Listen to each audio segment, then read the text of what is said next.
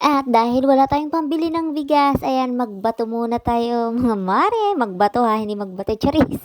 So ayan, ang bato ang sinalang at aba, ay steam niya pala dyan yung peras. So ayan, sisindihan niya at tatakpan syempre. O diba, bongga. Ganyan pala ang itsura ng peras pag na-steam at tapos babalatan niya at kakaiurin. Mukhang kakaiba na naman itong kanyang lulutuin. At ayan na, nung makain niya ay syempre sasalain at ayan, kailangan tanggalin yung mga tubig-tubig niya. At yung munggo, aba, nilagay sa lagayan ng yelo at nilagyan ng tubig. At diba, at siguro lagayan sa freezer. Oh my God, ayan na naman tayo. At isinalin siya sa isang lalagyan na naman. Ay naku, kung akong tagahugas, ayaw ko na, chari. Mukhang magluluto ang inyong cooking in a serye ng munggo, o diba?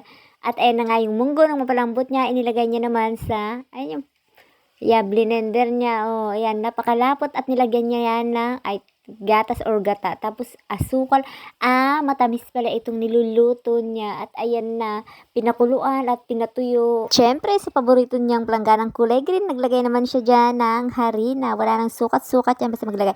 At ako na lang manghuhula, baking powder, at asin, at asukal.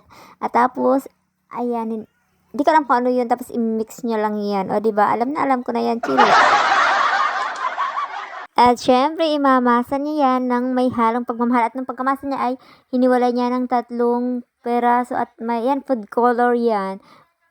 Kulay red, green at purple ba? Pink pala. Hindi pala.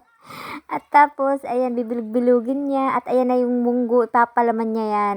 Para siyang buchi. Pero in fairness ngayon, sa pagluluto niya ay walang masyadong cheche-bureche at hindi masyadong hugasin. Hindi masyadong marami ang hugasin. O diba, tas igugulong niya yan sa breadcrumbs. Ayan, di sa sesame seeds. At napakasarap nitong kanyang niluto. Hindi man ako makatikim pero sa itsura pa lang ay napakasarap niya. At saktong-sakto magkakape, o diba?